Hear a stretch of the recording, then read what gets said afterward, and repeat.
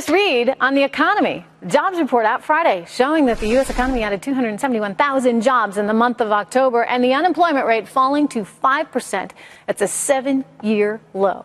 Well, what does this mean for the field? Could it diminish the Republicans' economic plans and chances if the economy is finally looking somewhat strong under President Obama? Here to weigh in, progressive radio host Leslie Marshall, Nick Gillespie of Reason.com, and John Fund, columnist for the National Review. Welcome to all you guys. Great to have you here. Leslie, I'm going to start with you because I think you were probably given a big round of applause, as we all were. 271,000 jobs. That is terrific. But, Leslie, we need to make sure that it happens again and again and again and again. Does it make a difference and this is the overall campaign? I think it absolutely does, and I think it makes a difference in the most part for Trump and for Rubio and for Cruz, and let me tell you why. With Rubio and Cruz, even though they're Republicans, and they may, as much as possibly, be anti-Democrat or anti-Obama, they can use this as a springboard for what they would want to do if they were in office, working with a body that they have been a part of and that they have experience with, which Trump and Carson do not. Trump, on the other hand, has to be more specific and go beyond taxes with this. And as a former business owner and a guy who really spin with numbers and money and has done that very successfully, so the polls show, this is where he can separate himself even farther with those double digits from Ben Carson. So I think this is an area where these three truly can shine using this report to their advantage and working that as a base and move from there. But I don't think Carson is going to be able to do that, quite frankly, because he doesn't have that in his background at all. You know, I guess I would only point to, John Fund, the administration is touting this, saying, look, 271,000 jobs and a little bit of wage growth. I would just come back to the fact that, they had a revision on the previous month. 130 some odd thousand is actually what we added. And even if you got 271, I mean, you need around 300,000 just to really maintain what you're growing with in terms of the population, new people coming into the workforce, and to then grow on top of that.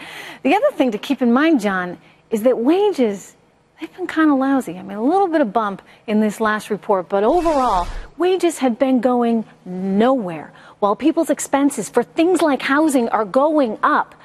What needs to change going forward so that our economy can grow, that people can make more money and they can take care of their families?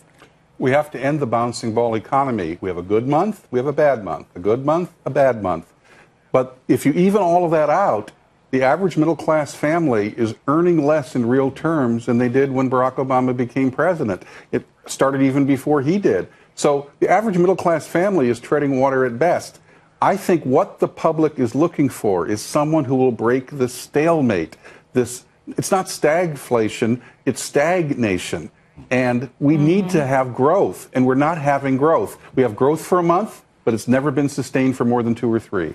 No, if I can, and it's not enough growth. Go ahead, Nick. Yeah, if I can follow up on that, I think one of the things, many of the candidates have released tax plans, and basically the reaction has been a yawn. I think part of the problem is, and this goes back to under Bush and when TARP started, the lack of certainty in the economy, particularly on the government side. We still don't exactly know how Obamacare is going to play out when all of the business side imperatives come into play on that. Dodd-Frank is still a black box. We don't know anything about that. We can't even pass a budget in the year in which it is due, that it's paying for.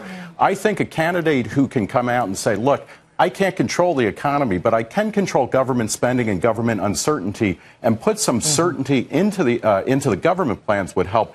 And they need, the Republicans and the Democrats, too. Nobody is speaking in broad terms other than Trump saying, make America great again, whatever that means. You're right. But you need like a big theme. You need people coming together, for sure.